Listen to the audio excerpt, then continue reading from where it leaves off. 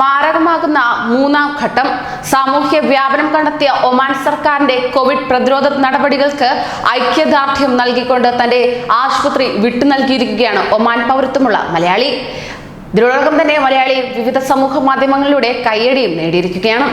അൽ അദ്രഖ് construction company managing ഡയറക്ടറായ commander doctor Thomas അലക്സാണ്ടറാണ് അൽ അമിറാത്തിൽ നിർമ്മാണം പൂർത്തിയായ തന്റെ ആശുപത്രി ആരോഗ്യവകുപ്പിന് കൈമാറിയത്.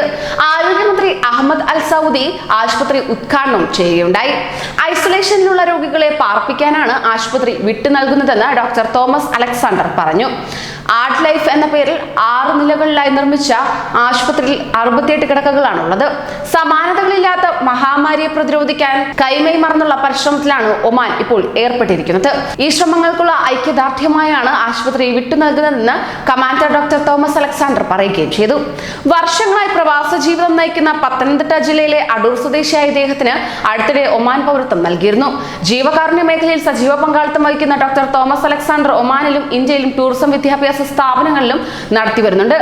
ഗാലയിൽ യാക്കോബായ വിശ്വാസികൾക്കായി ദേവാലയവും ഇദ്ദേഹം നിർമ്മിച്ചു നൽകിയിരുന്നു. അതേസമയം കോവിഡ് ബാധിച്ചു ഒമാനിൽ ഒരാൾ കൂടി മരിക്കുകയുണ്ടായി. 48 വയസ്സുള്ള പ്രവാസിയാണ് മരണപ്പെട്ടതെന്ന് ഒമാൻ ആരോഗ്യ മന്ത്രാലയം അറിയിക്കുകയും ചെയ്തു.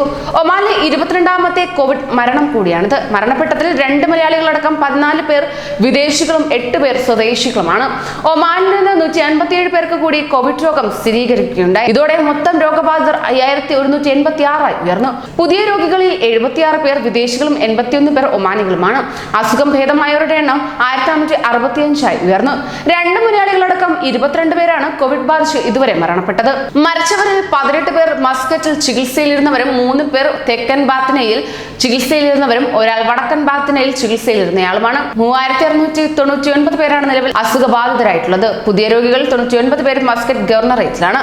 ഇവിടെ മൊത്തം കോവിഡ് ബാധിതർ 3929 ആണ്. കൂടുതൽ പ്രവാസി വാർത്തകൾക്കായി ഈ ചാനൽ സബ്സ്ക്രൈബ് ചെയ്യൂ.